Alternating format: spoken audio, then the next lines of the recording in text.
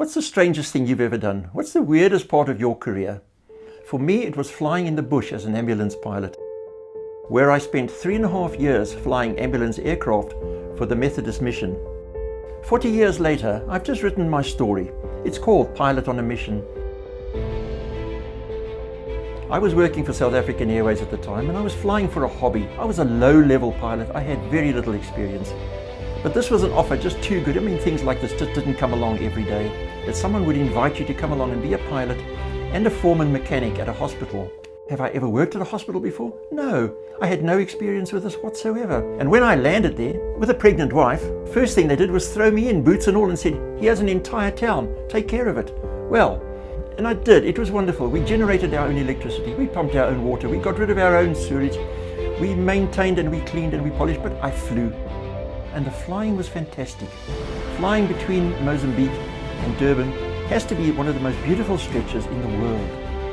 Flying along the northern Natal coast, especially in the early morning, is the most beautiful of things. You can see the whales, you can see the sharks. Did I tell you about the sharks? There are thousands and thousands of sharks. I am not going to swim in their water anymore, and as far as I know, they don't come into my pub. For your reading pleasure, I've collected all the stories. For example, one day, my son left his little squeaky hammer. Now you know the sort of thing, a little toy hammer that when you hit it, it goes squeak, squeak, squeak, down at the workshops of the hospital. That was about 1/2 kilometre from where we lived. And being a beautiful day, I walked home, taking his toy with me. And as I went, I sang a little song, and I beat time on my leg as I went. Squeaky, squeaky, sing, sing. All the way up home, squeaky, squeaky, sing, sing, until I arrived at my house. The next day, our hospital doctor came to me and said they had a strange experience. They were meeting at his house, having a prayer meeting, when suddenly they heard this strange beast coming past. Squeaky, squeaky, squeaky. Too scared to go out and see what this thing was, they prayed about it, and it went away. Other experiences were more profound. For example, when we arrived there, the very first night we arrived was a Friday night. And on the next morning, the Saturday morning, they came to me and they said, we have an urgent case to fly to Durban. During the night, the Zulus had met in a shebeen, and there was a fight with Pangas, and the one man had his stomach cut open. Now, our hospital couldn't handle a case like that. So they stitched up what they could, put his insides into a clean pillowcase, loaded him into my aeroplane and said, go. And off I went, with the nurse sitting at the back and the drip and the whole toot. And we flew down towards Durban. Beautiful, beautiful sunny day flying over the beach. And when we got down about as far as Richards Bay, the man died. And I thought, well, there's no good flying a dead man down to Durban. So I turned around and took him home. And that was my very first run as an ambulance pilot. That was probably his first time ever in an aeroplane as well. I'm sorry that he wasn't really there to enjoy it. It does, however, tell us that we do not know our time or place. That Zulu man never expected to go up in an aeroplane and die. Another day, now I must explain to you that not all the flying was straightforward and fun. I came in one evening late, very, very late in fact, and it had already gone dark. Now you must understand that our runway had no facilities whatsoever. No lighting, no aids, no tower, no radio, no nothing. Except a row of stones on each end of the runway that I had placed there and painted white. Flying over these with a beautiful moon, I saw the row of stones, beautiful double row of stones, and I thought, oh, this is lovely, I've done this so well.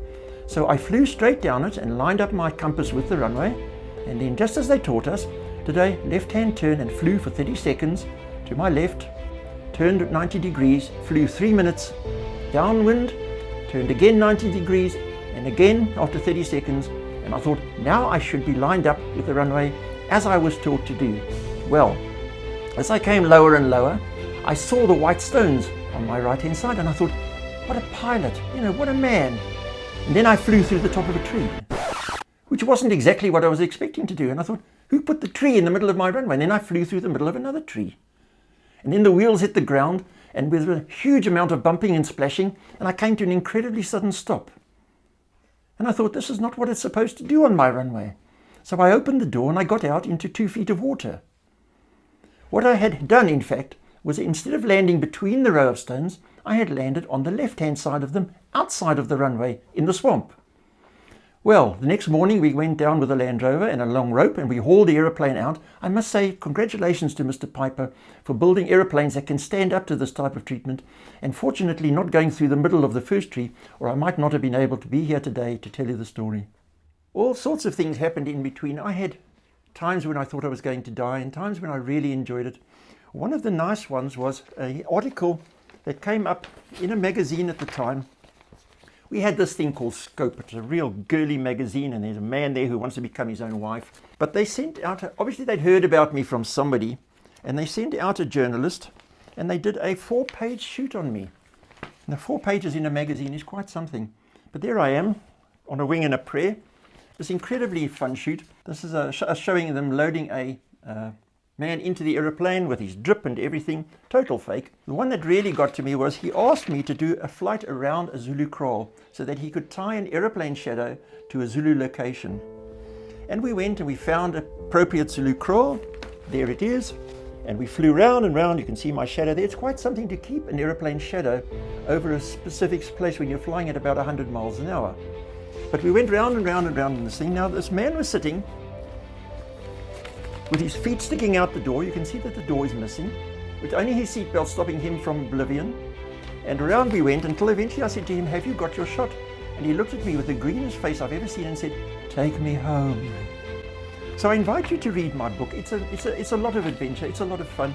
As I say, I really enjoyed it. And of course, eventually, well, like all good things, it came to an end. But do go onto line. You'll find it on Amazon, and read Pilot on a Mission.